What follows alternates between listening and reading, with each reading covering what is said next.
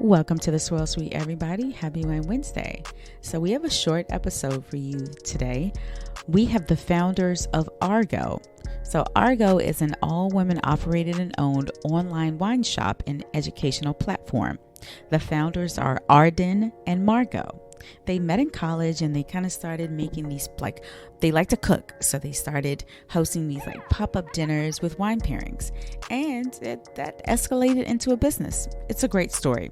So here's our conversation. Let us know what you think, because their product and their services are perfect for the holidays, which are pretty much around the corner. Cheers. Welcome to the Swirl Suite, ladies. Happy to have you. Thank you for having us. We're excited to be here. Yeah, absolutely. So for those who don't know you, please introduce yourselves. Hey, so we are Argaux. I'm Margaux. I'm one of the co-founders. I'm here with my business partner, Arden. And we're an online wine shop. We're female owned and operated, and we focus on small production, family owned and sustainably farmed wines from all over the world. So how exactly did you guys meet? Tell me the story from the beginning. How much time do you have? It's been over a decade in the making. Yep. Margaux and I met in college, actually. So I'm from Milwaukee, Wisconsin, and Margaux is from Pasadena, California. So we met in Arizona at the University of Arizona, studying our undergrad. We both studied creative writing, but we bonded over our love for cooking, actually. So it's kind of how our passion for wine started, or our interest in the wine world. So in college, being with a bunch of, you're 18 when you go to college? Yeah. We didn't come across a lot of teenagers who liked to cook as much as we did. So when we found out that we both had that shared interest, it was just instant. Well, do you want to cook something tonight? Do you want to have some kind of dinner party? And we ended up actually living together in college for, I guess it was 3 years. Yeah. Mm-hmm. So we just started kind of hosting dinner parties on, any day of the week, really. And had fun exploring wine pairings and just, really having a good time connecting and bonding over that. And that's kind of how the conversation started of what do we do after college? That's so interesting. We had another guest. She's a restaurateur from New York, and her story was a little similar. It's her and her husband. They used to have these dinner parties, these private dinner parties, but then the health department shut them down because they didn't have a license or anything. But they're straight now. They got real businesses now. But that's how they're. It always starts like that. We certainly had a couple of those scares too. Yeah. So how did your wonderful dinner parties turn into a business? And how did you know? Because all friends aren't great business partners. How did you figure out that you guys would work well together?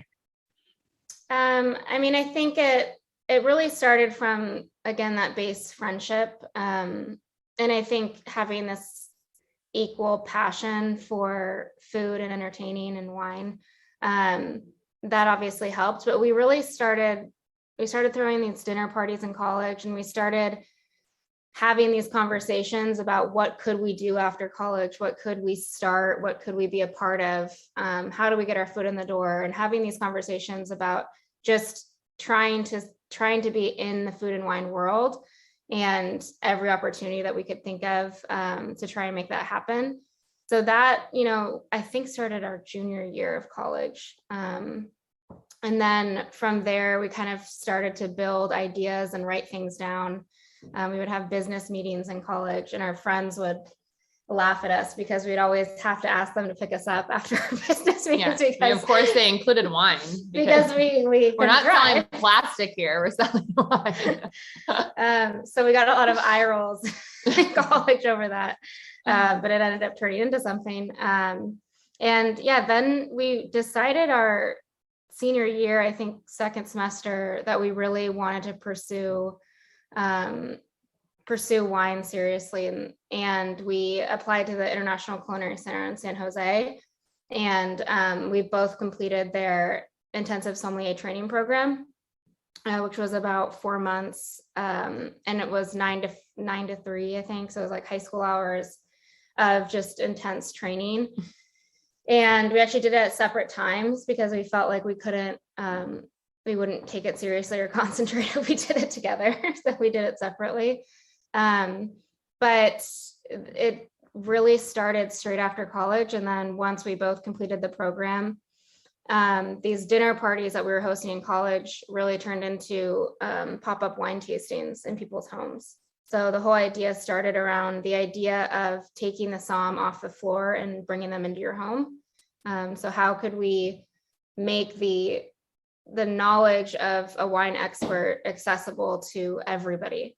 And that was for us really just coming into people's homes, sitting down with them in their family room with their friends, talking through all the wines that we brought to taste, and kind of using it as this hour or however long it was time for them to ask any and every question they've ever wanted to ask when they've sat down for dinner at a restaurant, but felt like too insecure or, didn't know what to ask in the moment. Really using it as that time to kind of educate themselves on wine and really their own palates, trying to understand them a little bit better. And that's really what brought us here today, 6 years later. So is your clientele like your peers, like everybody who sort of like went to your dinner parties and have been like following your success?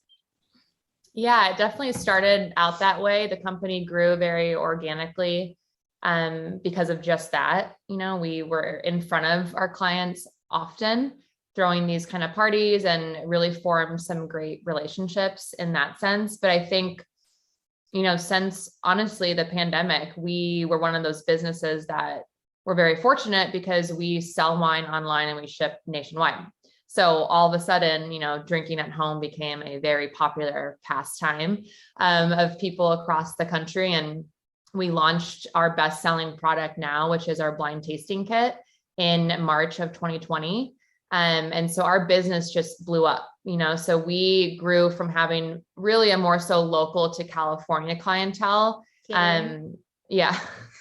We forgot to touch on that. Yeah. We actually did. We went from in-home wine tastings to pop-up dinners and collaborations, but for about a year, we were actually caterers to a certain extent. People just asked us to also, if we were going to come and do a wine tasting, could we also cook dinner? Mm-hmm. And at that point in our business, we were saying yes to everything, and we love to cook. So I was like, absolutely, why not? Yeah, that's awesome. So what made you go like the this route versus like just opening like a wine bar or an actual restaurant, since you can cook and you have the somm training?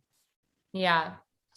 And I think we saw an opportunity, and we still do, of having, a wine company, a brand that is focused on entertainment, but having it be accessible to people not in our local community, so it's like, it did start, like we said, very organically and in-person events, and we were in front of the consumer.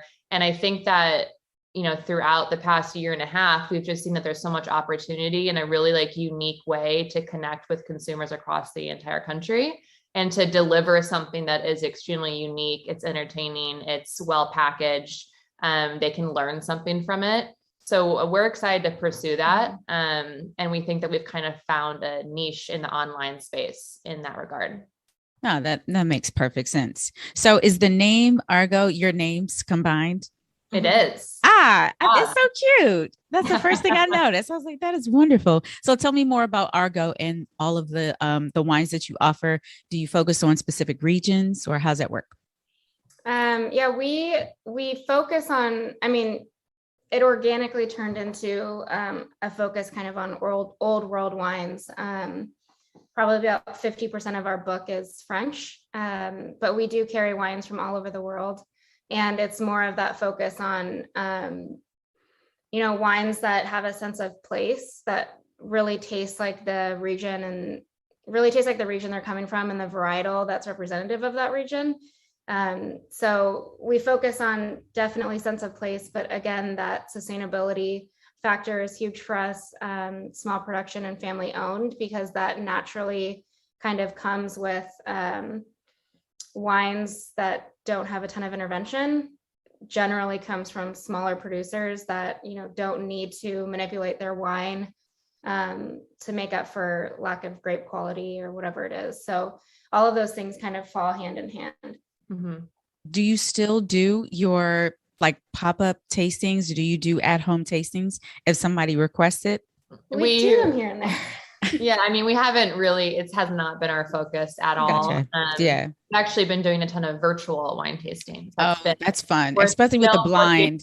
Yeah. I think, there's obviously been some fatigue with like the Zoom world, but we have seen some great success in, our blind tasting kit is a great way to have a very interactive, engaging, and entertaining virtual event that makes it feel like it's not like you're not missing out, it's still a fun experience. So we're still booking, a handful of those throughout any given month. So it's kind of been taking up most of our time.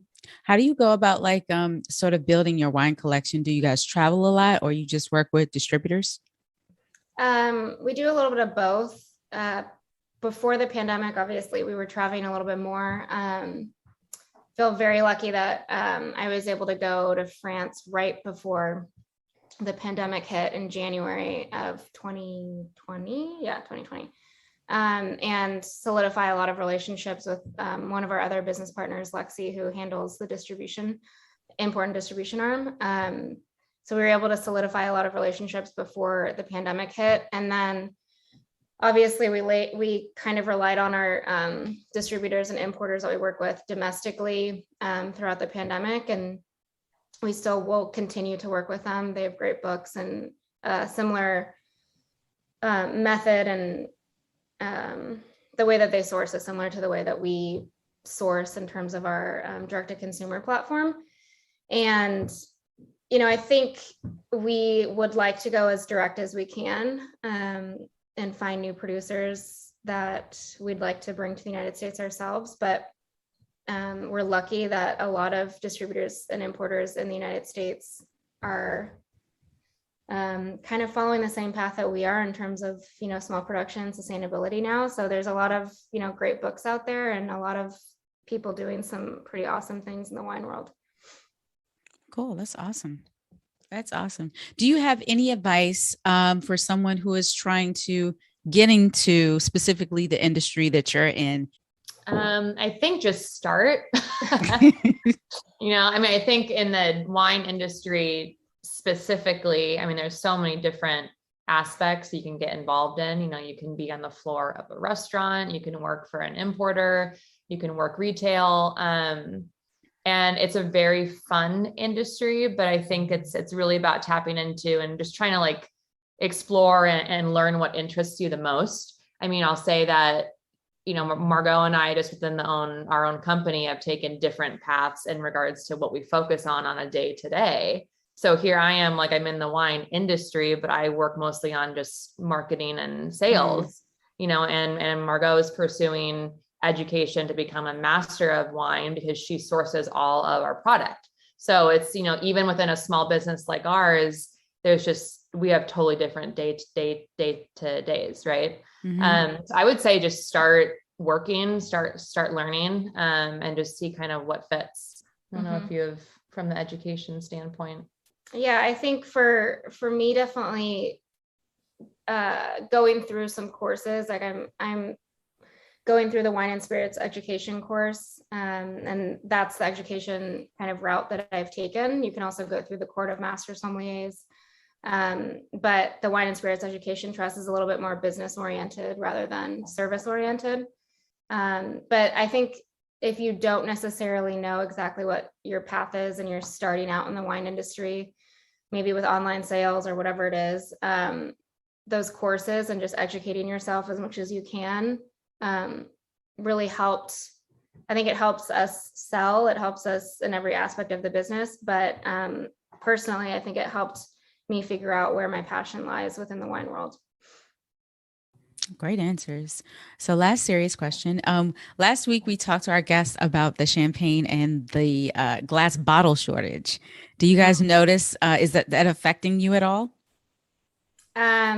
Yes. Supply chain. Yeah. So, supply chain in general has been a huge issue this year, but we were lucky that we placed our champagne order in May, I believe, and it has not landed yet, but it should be here. in the next few weeks. So we do feel definitely lucky. We prepped for this. We were saying delays last year, so we ordered all of our product for the holidays way earlier than we would have originally. So we should be good on that front. But yeah, everybody's experiencing shortages from, containers to glass to corks to foil to, every aspect. We just heard our champagne house actually this morning. Lexi said our champagne house is having to change the foil and their labels due to shortage of paper. So it's crazy. I think that the consumer will see a lot of people pushing rosé sales throughout the holidays because rosé got here so late. Yeah. So now it's not rosé season. It's like, you can drink rosé over Christmas. Why not? Yeah, exactly. Oh man, that's tough. So, so what do you guys have planned for the holidays? Any special packages or anything going on? Mm-hmm. Yeah, we have every year we kind of release a new lineup more or less of gift offerings. So we have kind of our staples like the blind tasting kit. We have a food and wine pairing kit. And then this year we launched a go-to series. So it's gifts by destination. So we have gift sets that, include wines from France, wines from Italy, wines from California, wines from Champagne. So they're kind of fun because they take you to a place, a certain region, and they have the wines, some of our favorites from that region. So those are kind of what we're most excited about. And we also have our experience-based gift sets and some limited edition series. So women in wine, we have a natural wine kit. So we had a lot of fun this year, kind of, taking what we learned in the past year and a half and what do people want, what were our best sellers. And we have a really good lineup of offerings this year. That's awesome. I'm going to send your link to so many people so they can buy me that for Christmas. That's awesome. Wish list. All right. So I just have a few more questions and they're very light and fun just to get to know you a little bit better. Okay. Who is the introvert and who is the extrovert? I don't know. Because we have, I think, very different personalities, but I think I'm an introverted extrovert. Okay. I think that you're a extroverted introvert, maybe. Yeah. I feel like everyone's a little bit of both. Yeah. Sure. It's funny. I feel like,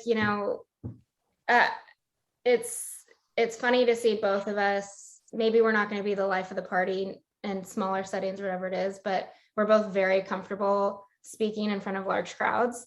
So, and I think that's something that we had to develop when we started our company, which was presenting to a group of people, and being interactive and fun and approachable, but also making it educational. So yeah, I think that